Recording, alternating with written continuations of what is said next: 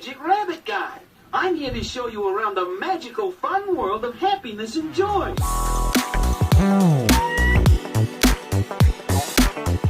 I just want to give a shout out to this skirt. Got it from Target.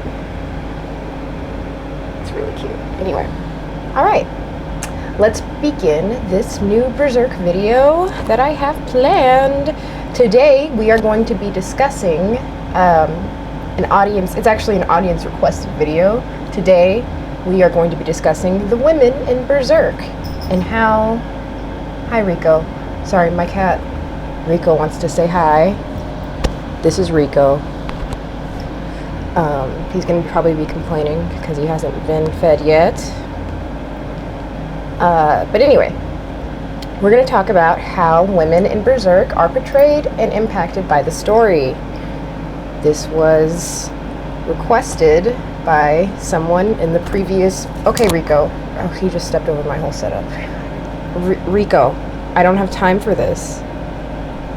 Rico. Oh my god. Someone requested that, or someone said that they wish I had spoken more about how the women in Berserk are treated, since I did touch upon the fact that there was a lot of assault in Berserk. There is a lot of assault in Berserk. And what better time to do this since there's news, apparently, that Berserk is coming back. Mira's team plans on completing Berserk, which I think is great. I actually got up to the end that Mira finished, and it was very unsatisfying. Big cliffhanger. Anyway, whatever. So, here I am again, here to discuss Berserk. So this is going to be a huge content warning. Just like the last video, there's sexual assault, there's violence, blood, gore, guts, lots and lots of guts. I made a, kind of small list. I made a incomplete, complete list of all of the women in Berserk. All of the kind of important women. That includes villains and protagonists. So let's get started. So I also made a list of the men who impact women very greatly in the story, and I noticed that most of the time when men impact women in the story, it pertains particularly to assault. So I do want to address a comment I got on my last video really quickly. If you hear something in the background, it's the fan. It's 90 degrees. I'm not going to turn the fan off. Okay, so this is what this person said, and I find it... Let me just screenshot it so I can make sure to include it in the video. So, this person said, "This is why people like you should stay away from Berserk. Not even 5 minutes looking at this video. I think they meant looking at this video. I knew you were going to have a negative opinion about Mira's work and art." Which is crazy because I don't have a negative opinion about Mira's work and art. I actually, as mentioned in the last video, I love Mira's work in art. That's my favorite part, actually. Okay. It's okay to have opinions, but I think that trying to assume that he has a rape fantasy is really disrespectful. This is art. Art comes in so many ways, and I'm extremely sure that him, as an artist and a perfectionist, he was trying to give his readers the most realistic feeling possible, and it works. This is how the best arts become masterpieces. So please, leave your feelings aside and look at the bigger picture. Okay, so first of all, it's impossible to leave your feelings aside when you're reviewing a work of fiction, work of art, completely. We don't live in a vacuum, so everybody is influenced by something. And I've seen this a lot, actually. I went on the Berserk forums, and there was actually an interaction I saw where somebody actually pointed out They asked point blank, does Miura have a fetish for rape? And the responses range from, not that we know. Someone else said, no, it's just that rape is very common in such situations. People used to rape and enslave the women of the people they conquered all the time, right after they kill or enslave the men. They don't live in a sheltered la-la land like you do. Lust is a pretty potent motivator. Why do you think one of the biggest uses of the internet is porn? Also, he was a lawless brute of a ruffian before he became an apostle, so why wouldn't he rape if given the chance? As for the monsters raping and impregnating human females, it actually does make sense to make the humans do the reproducing. Why spend the energy and risk when you can make the humans do it? It may sound tasteless and crude, but it does make sense in terms of efficiency. Somebody else said it's meant to be terrifying. Somebody else said doubtful, as it's almost always treated as awful and is clearly done with the intent to sicken as opposed to excite. We'll get to that. Rape, when done right, I think they mean when portrayed correctly, is a good way to show how fucked up a world like Berserk is, or how bad the people who do such actions are, or how mentally depraved some of the monsters are. If anything, I think Berserk is trying to discourage the notion of rape for showing it for what it really is, that being a very disturbing and brutal act to commit. And somebody else said, no, because 1, it was a common occurrence in wars during Middle Ages. 2, it is depicted as a heinous and depraved act. Okay, there's a lot of denial going on in these comments. One thing I highly disagree with is the portrayal of assault in Berserk. It is not always portrayed as, something that is, what is the word I'm looking for? Sometimes assault in Berserk is overtly sexualized. I will try my best to put images that are tame enough to fully show what I'm saying, but when there's assault directly on screen, 9 times out of 10, it very much sexualizes the woman.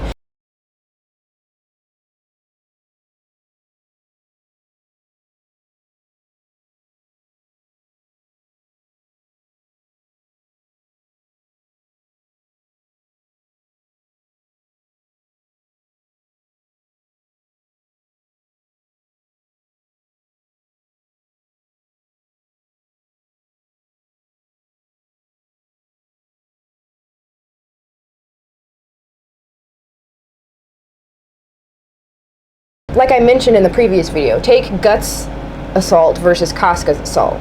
Guts' assault was super quick, they don't prolong it, they don't drag it out, it's uncomfortable. That's a truly, truly, truly uncomfortable assault scene. However, when Femto sacrifices the Band of the Hawk, Casca's assault takes about 22 pages over 2 chapters, and it depicts graphic and violent assault scenes of Casca that, from an artistic standpoint, are overtly sexualized. The specific poses and panels depicting Casca in voyeuristic and provocative positions during the assault. And Rico had some things to say.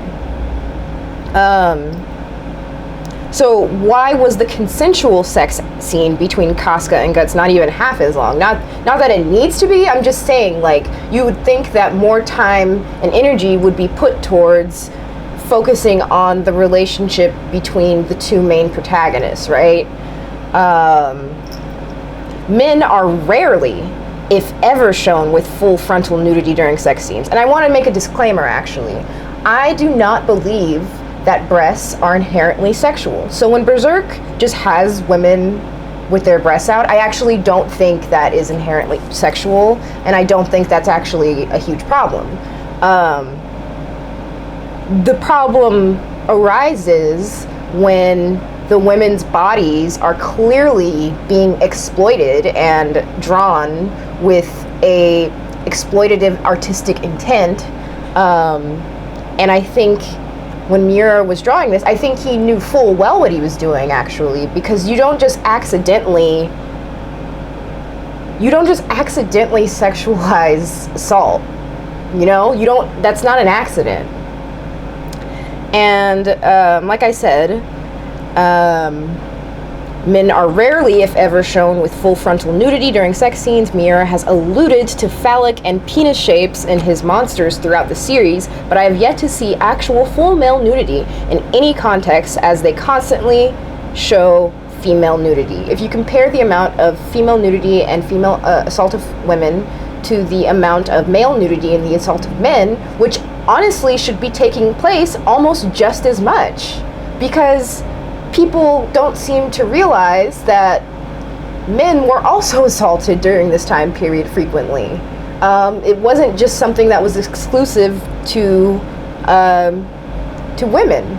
Men also assaulted other men, as seen with the scene with Guts. But then that's never really explored again. It's arguable that Griffith was assaulted by an older man when he basically gave him his services for money or equipment or something like that for the bit.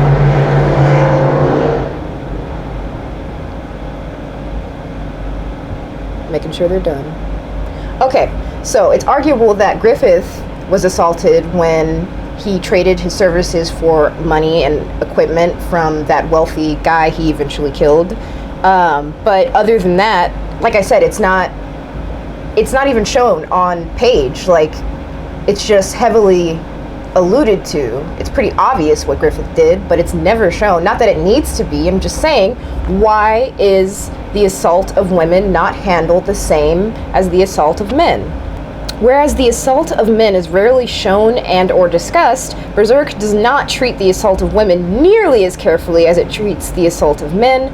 Guts' assault as a child felt traumatic, like I mentioned before. After the first few pages of Femto's assault on Casca, it feels disgustingly graphic and voyeuristic. Denying this is denying reality.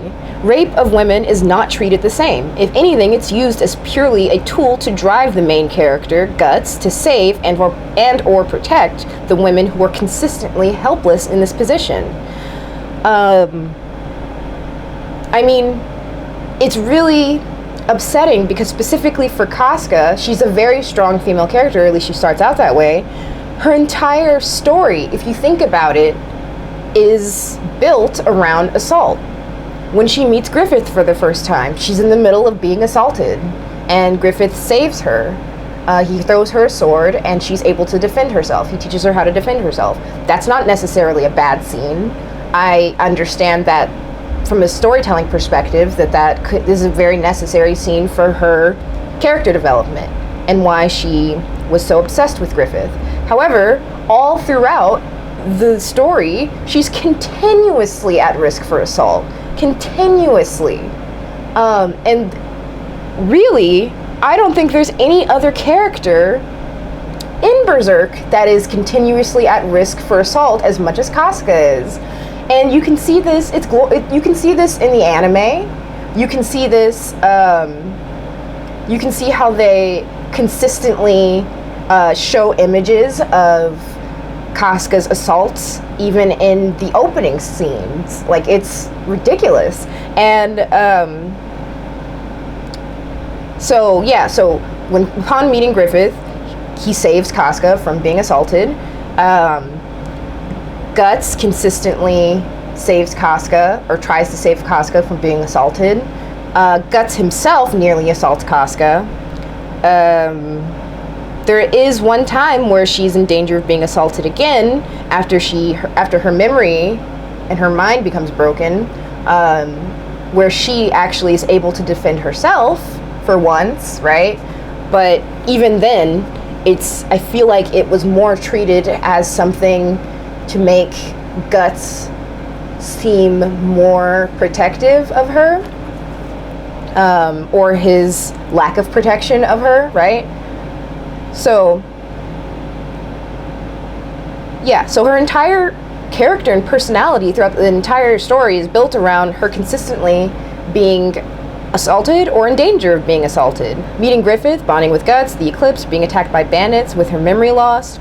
I understand that her trauma, as it relates to her losing her memory and fear of Guts, could reflect Guts' trauma from his sexual assault and not wanting to be touched, but I just don't think it's that obvious, especially to the fan base, that where that parallel comes in. And more on the, let's just get the assault out of the way because it's a very big one. So men who impact the women in this story very greatly are Wild. He's an apostle who is a serial murderer, rapist, etc. Griffith, or Femto, who's also a rapist. The Count, who sacrifices his wife. He's not a rapist, thank goodness, but he does sacrifice his wife in order to become an apostle. The King of Midland, who's an attempted rapist, who he attempts to assault his daughter. There's literally a rape horse and rape trolls. Like, what?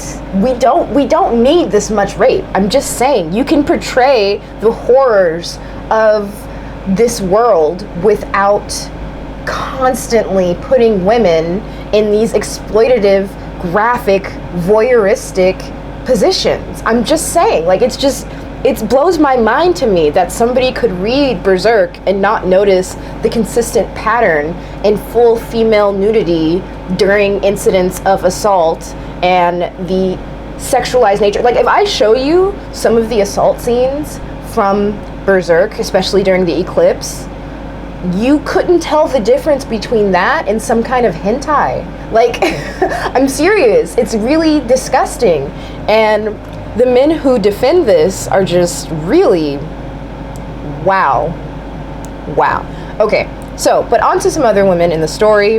There's a few other strong female characters, because, you know, Casca ends up being the main one when, before she eventually has that traumatic experience. But when Casca loses her memory, other women in the story do step in to become strong female protagonists. So, for example, there's Shirake, I hope I'm saying that right, Shirake, Lady Farnese, who doesn't start off as a strong female character. She actually starts off really annoying, but her character arc is really interesting in how she gains confidence within herself and her group, and in following Guts and everything. I think that is her arc is pretty great, actually. I like hers. I love Shirake. She's a witch. She super powerful. Princess Charlotte, kind of annoying because it's just like, I feel like she doesn't have an impact on the story. I feel like the story just impacts her, if that makes any sense. She doesn't have really any agency. She just, okay, let me take that back. She doesn't have any agency until it comes to, like, pursuing Griffith. That's, like, the only time she really has agency, and it's, yeah. She only has agency, not even, because then I don't even think that's actually considered agency. But she's only interested in pursuing Griffith. There's Luca. She is a prostitute who helps out Casca when she loses her memory and ends up, you know, lost.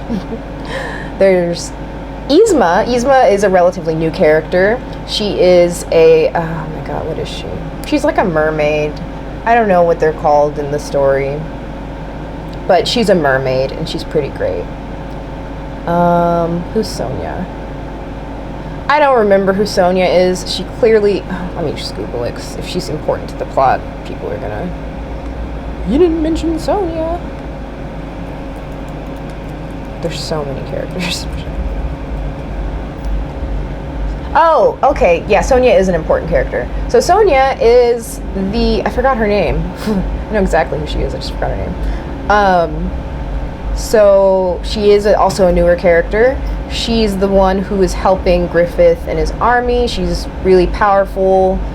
I think she has really powerful psychic abilities. Yeah, she's important to the story.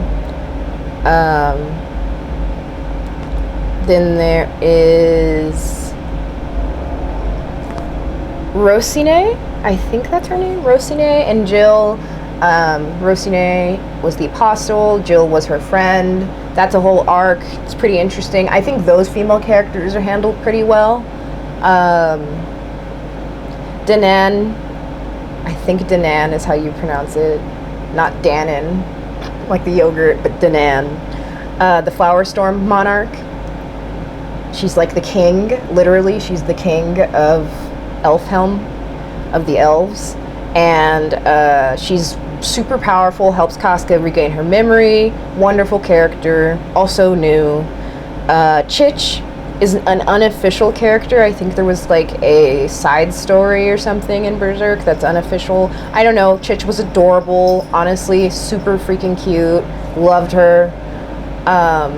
There's Colette. So there's Colette. And her story, she's literally just there to make Guts feel something. You know, like some characters, especially the women in Berserk, are utilized just to make Guts feel something. And that's not okay to me.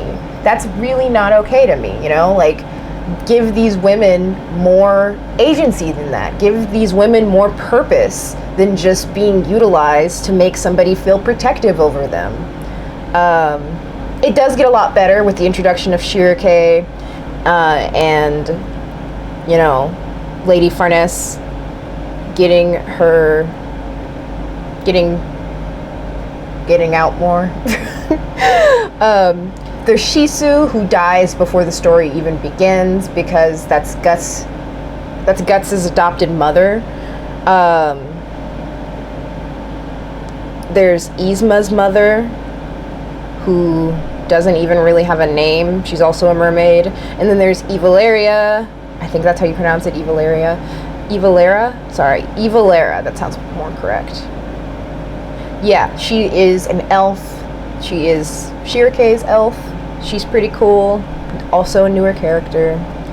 Like, half of these characters that I'm talking about don't even gain agency or come into the story or come into play until a lot later. Just saying. So for the beginning, the main female protagonist is Casca, and her whole storyline arc character is basically centered around assault. And then we start to get this, you know, this trickle of other female characters, both good and bad as the story progresses. And then for the female villain, there's also the Queen, who is the female villain, but she's kind of bland. The main female villain is Slan. She's a part of the God Hand, and she's really cool, not gonna lie. I love Slan as a character and as a villain because she's just really gross. Like, there's this one scene where she appears in troll intestines just to torment and taunt Guts or something like that, and it was sick. It was really sick. Anyway, this is my other cat. She wants to say hi. This is Peppa. So yeah, when men impact women in the story, it most of the time has to do with assault and the women getting assault. Like the rape horse. Did we need the rape horse? I don't think we needed the rape horse, actually. I think that was very unnecessary. And we didn't need Wild to come this close to brutally assaulting Casca. Like, we didn't need that either. There are other ways to drive a character like Guts in the story. There's so many other ways to make him grow as a character and care about other people, and I don't think this is a good one. And then it's questionable because people always say that Griffith only assaults Casca when he's Femto, right? But then there's this questionable scene where Griffith is disabled, and I feel like he attempted to assault Casca then in the carriage. So I actually don't think that's very true. I feel like he already had the drive to do something like that even before he became a part of the God Hand. And I just feel like as a storytelling tool, it's just overused. Assault is just really overused. I get it. You're trying to display the depraved side of humanity during this time period, which, by the way, doesn't exist. This is a fictional story taking place in a fictional universe, so this is not... It's inspired by the medieval or whatever, Middle Ages, whatever it's called, but that's not actually what it is. It's completely made up. So you can't really... You can say that, yeah, since it's inspired by the Middle Ages and because assault was a lot more common back then, that this is necessary, but in reality, it's not necessary. Like, it's not... It's a choice.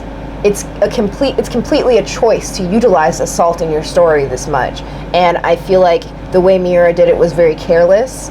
I feel like because the story has been... I feel like because the story has been around for so long, times have changed to where we've begun scrutinizing things like this a little bit more and seeing it under a different lens. And I think we need to understand that stuff like this was never okay, and it still is not okay today. And the longer we continue to try to justify it, to try to say that, oh, he meant this, he meant to do this, he meant to do that, well, that's not how it reads. I don't really care what he meant to do. You can't tell me that the scenes, especially of Casca being assaulted during the eclipse, are not drawn intentionally voyeuristically. You can't convince me. It's just not okay. And I think a lot of the people who argue against my criticisms of how women are portrayed in Berserk are either really in denial, or they know and they just aren't willing to acknowledge it. And I think that's pretty lame. That sucks, because it's like, you can like something and also criticize it, actually. It's very possible to like something and criticize it. Yeah, I don't think I actually have a lot more to say about that, other than the portrayal of women definitely gets better as the story progresses. I mean, in the later chapters, there's just so many powerful, strong female characters in comparison to the beginning. And there's also a lot less graphic depictions of assault later on in the story. I don't know, like, and if your explanation for the amount of assault that's in the story is that it's just the reality that these people live in, then why did he stop depicting assault that much like he did in the later chapters? Come on now. I would say he probably, in a way, grew out of it, because there's a lot less assault later on than there was in the beginning. And there's really, if anything, the universe... Sorry, my cat. There's a lot less assault later on in the story than there is in the beginning. And if anything, the universe of Berserk has only gotten worse, right? With the merging of the realities. Now these supernatural creatures live firmly. They live within the reality of humans. And you would think that the ones that are not being controlled by Griffith would be assaulting people even more. But that's not even the case anymore. It's like, I think that's a great thing, but it shows the change in storytelling methods. And I think it really says something about art, and I think it says something about the portrayal of assault in stories and in fiction.